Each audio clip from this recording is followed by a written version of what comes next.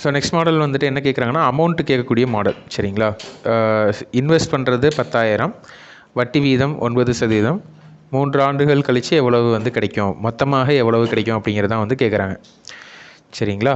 So 10,000 நம்ம என்னென்னு எடுத்துக்கோன்னா 100% வந்து எடுத்துக்குவோம். ஸோ அதான் அசல். ஸோ அசல் வந்து 100% ஈக்குவல் டு 10,000. ஸோ வட்டி வந்து எவ்வளோன்னு கொடுத்துருக்காங்க, 9%, 3 ஆண்டுகளுக்கு. ஸோ ஃபஸ்ட்டு ஒரு ஆண்டுகளுக்கு எவ்வளோன்னு கண்டுபிடிக்கலாம். 10% எவ்வளோ வரும், 10% 1000,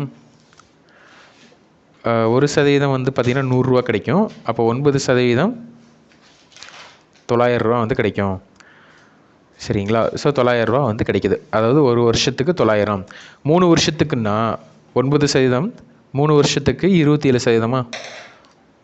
ஸோ அப்போ இன்ட்டு 3 தான் வந்து போட்டிருக்கோம். அப்போ இங்கேயும் இன்ட்டு 3 போட்டோம்னா எவ்வளோ கிடைக்கும், 2700. ஸோ 2700ங்கிறது தான் வந்து பார்த்திங்கன்னா வட்டி.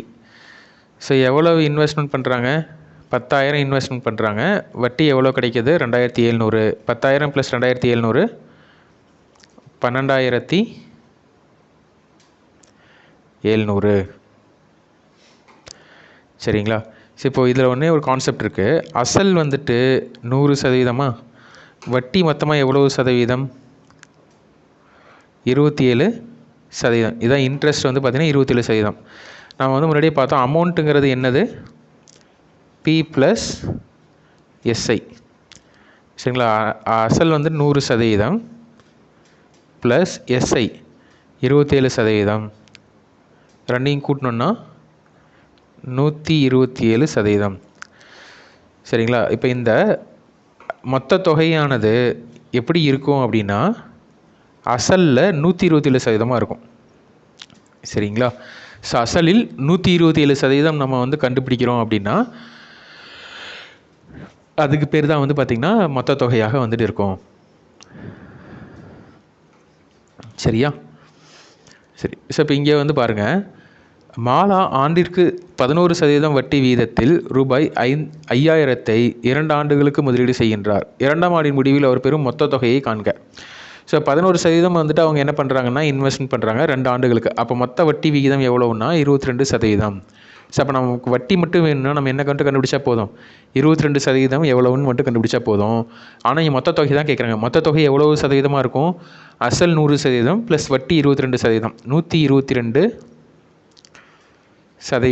இருக்கும். சரிங்களா? ஸோ இது இந்த இடத்துல பெரிய அளவில் யூஸ் ஆகாது இந்த மெத்தடு. ஸோ நம்ம அசல் வட்டி கண்டுபிடிச்சிடலாம். வட்டி கண்டுபிடிச்சதுக்கு பிறகு அடுத்தது பார்த்துக்கலாம். சரிங்களா? ஸோ 5,000ங்கிறது 100%.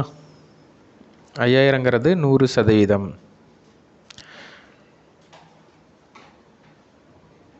ஸோ 0 0 0 0.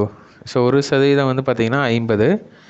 ஸோ 11% அப்படிங்கிறது வந்து பார்த்திங்கன்னா 50 × 11 = 550. ஸோ அப்போது ஒரு வருஷத்துக்கு 550 ரூபா, 2 வருஷத்துக்குனா 22%. அது வந்து எவ்வளோ இருக்குன்னா இன்ட்டு 2ஆக தான் இருக்கும். இன்ட்டு 2 போட்டோம்னா 500 + 500 1000, 50 + 50 100, 1100. அப்போ இதுதான் வந்துட்டு 22%. அப்போ 100% நமக்கு தெரியும் 5,000 + 22% 1100. அப்போ ரெண்டையும் ஆட் பண்ணோம் அப்படின்னா 6,100.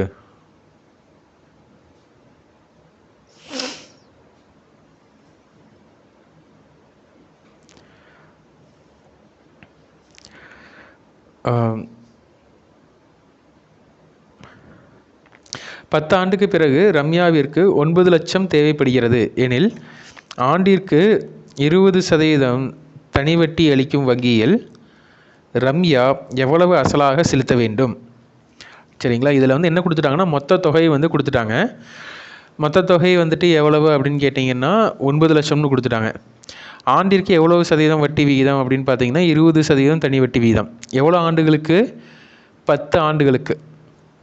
சரியா? அப்போது அசல் எவ்வளவு கட்டணும், எப்போவுமே அசல் வந்து 100% தான். அப்போ வந்து பார்த்திங்கன்னா இந்த இடத்துல அமௌண்ட் கொடுத்துருக்காங்க 9 லட்சம்ங்கிறது. இந்த 9 லட்சம் எவ்வளவு சதவீதமாக இருக்கும். சரிங்களா? அசல் வந்துட்டு அதாவது அமௌண்ட்னா வந்து என்னென்னு சொன்னோம், P + SI தான். சரிங்களா? ஸோ அசல் எப்போவுமே என்னவாக தான் இருக்கும், 100%.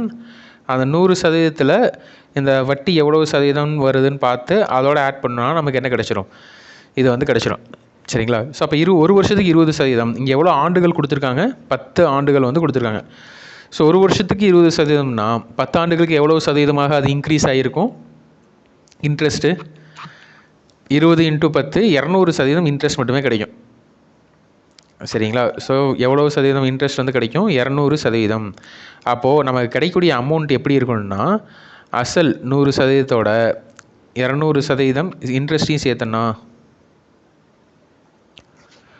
300% இருக்கும். சரிங்களா? அப்போ நமக்கு கிடைச்சிருக்கூடிய இந்த 9 லட்சம்ங்கிறது என்னென்னா, அசலில் 300% தான் வந்து நமக்கு கிடைச்சிருக்கு. ஸோ 300% ஈக்குவல் டு 9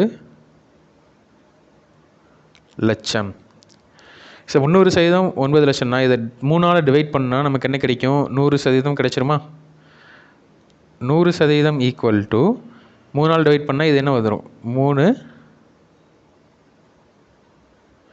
3 லட்சம். ஆன்சர் பிரின்சிபல் வந்துட்டு என்னென்னா 3 லட்சம். சரியா? ஒரு முதலீட்டாளர் பிரதி மாதம் தனி வட்டியாக 10,000 பெற விரும்புகிறார். ஒரு முதலீட்டாளர் பிரதி மாதம் தனி வட்டியாக ரூபாய் 10,000 பெற விரும்புகிறார். வட்டி வீதம் ஆண்டுக்கு 8% எனில் அவர் முதலீடு செய்ய வேண்டிய தொகை என்ன? இந்த இடத்துல 10,000ங்கிறது வந்து பார்த்திங்கன்னா வட்டி மட்டும்தான். ஸோ பிரதி மாதம் தனி வட்டியாக 10,000 பெற வேணுமாமா. வட்டி வீதம் ஆண்டுக்கு எவ்வளோ சதவீதம்னு கொடுத்துட்டாங்க, 8%ன்னு கொடுத்துருக்காங்க. அப்போ அவர் வந்துட்டு எவ்வளோ முதலீடு செய்யணும் அப்படின்னு தான் கேட்குறாங்க. இங்கே ஜஸ்ட்டு சிம்பிள் இன்ட்ரெஸ்ட் வந்து கொடுத்துட்டாங்க ஒரு மாதத்துக்கு. ஆனால் நம்ம வந்து வருஷத்துக்கு தானே இன்ட்ரெஸ்ட் வந்து கண்டுபிடிப்போம்.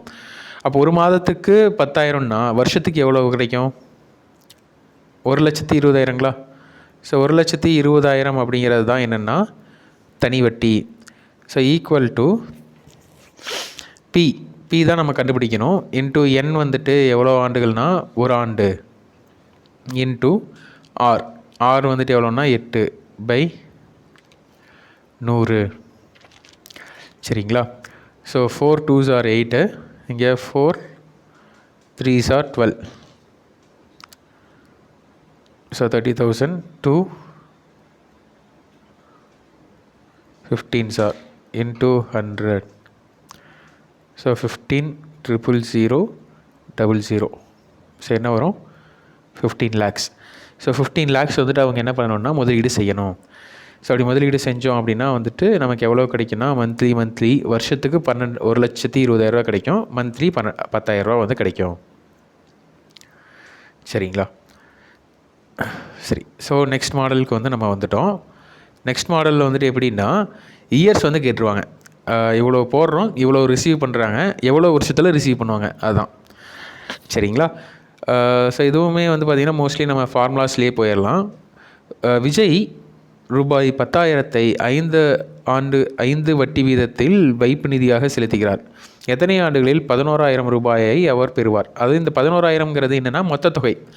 10,000 இன்வெஸ்ட்மெண்ட் பண்ணுறாரு, அவருக்கு கிடைக்கிறது 11,000.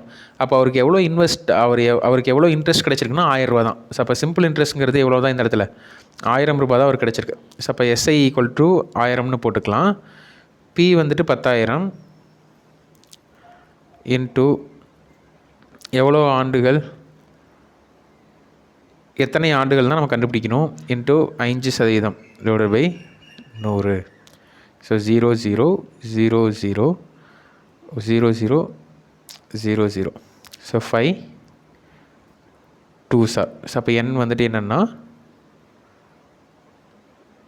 2 years. ஸோ 2 வருஷத்தில் வந்து கிடைச்சிரும். ஸோ இந்த கொஷின் பாருங்கள். ஒரு குறிப்பிட்ட தொகையானது சில வருடங்களில் 5 மடங்கு ஆகிறது. அதன் வட்டி வீதம் 8% எனில் எத்தனை வருடங்களில் 5 மடங்கு ஆகும்?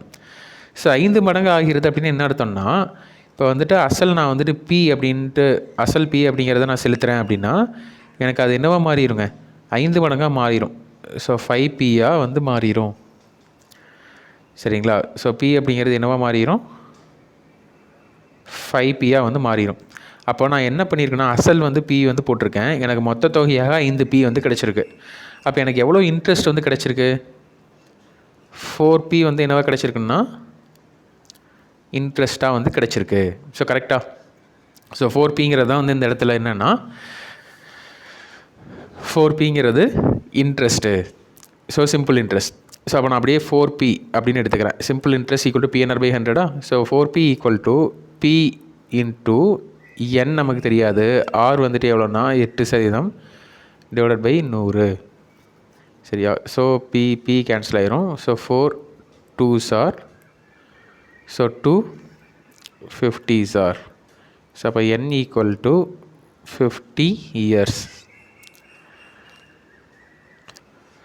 ஒரு குறிப்பிட்ட தொகையானது சில வருடங்களில் 5 மடங்கு ஆகிறது. ஸோ அதாவது நான் அசல் வந்துட்டு போடுறேன், பிங்கிற அசல் வந்து போடுறேன். சிலாம் வந்துட்டு பிங்கிற அசல் வந்து போடுறேன், எனக்கு அது எவ்வளோ மாறுது அப்படின்னாவே அது மொத்த தொகையாக தான் நம்ம எடுத்துக்கணும். ஸோ இவ்வளோவாக மாறுதுன்னு சொல்கிறாங்கன்னா அது மொத்த தொகையாக தான் நம்ம எடுத்துக்கணும். ஸோ பிங்கிற அசலை நான் போட்டேன் அப்படின்னா எனக்கு எவ்வளோ கிடைக்குன்னா 5 மடங்காக கிடைக்கும், 5p. அதாவது நான் 1000ங்கிற அசல் போட்டேன்னா எனக்கு மொத்த தொகையாக 5000 ரூபா கிடைக்கும், 5 மடங்காக. ஸோ அப்போ இதில் 1000 போடுறோம், 5000 வந்துட்டு நமக்கு கிடைக்குதுன்னா நமக்கு வட்டியாக எவ்வளோ கிடச்சிருக்குங்க? 4000 வந்து கிடச்சிருக்கு. ஸோ அப்போ 4000ங்கிறது தான் வந்துட்டு இன்ட்ரெஸ்ட்டு. ஸோ 4000 நான் எவ்வளோ போட்டிருக்கேன்? 1000 இன்ட்டு n வந்து நமக்கு தெரியாது, இன்ட்டு r வந்துட்டு எவ்வளோன்னு கொடுத்துருக்காங்க, 8 divided by 100. So 0 0 0 0 0 0. So 8 5s are. So அப்போ n வந்துட்டு எவ்வளோன்னா 50 இயர்ஸு. சரிங்களா? ஸோ இந்த மாதிரி வேல்யூஸ் வச்சும் நம்ம போட்டு பார்க்கலாம், நம்ம அஷ்யூம் பண்ணிக்கலாம். சரிங்களா? ஏன்னா லாஸ்ட்டில் நமக்கு 50 இயருங்கிறது தான் வருது, அதனால் எதுவும் ப்ராப்ளம் இல்லை. ஒரு சில நேரங்களில் இந்த மாதிரி வேல்யூஸ் போட்டாலும் நமக்கு வந்து எல்லாம் கேன்சல் ஆகி நமக்கு வேணுங்கிற வேல்யூஸ் மட்டும் வந்து கிடைக்கும். சரியா? ஸோ இது உங்களுக்கு புரிஞ்சிருக்குன்னு நினைக்கிறேன். இதில் எதுவும் டவுட்ஸ் இருக்கா? No sir. ஓகே.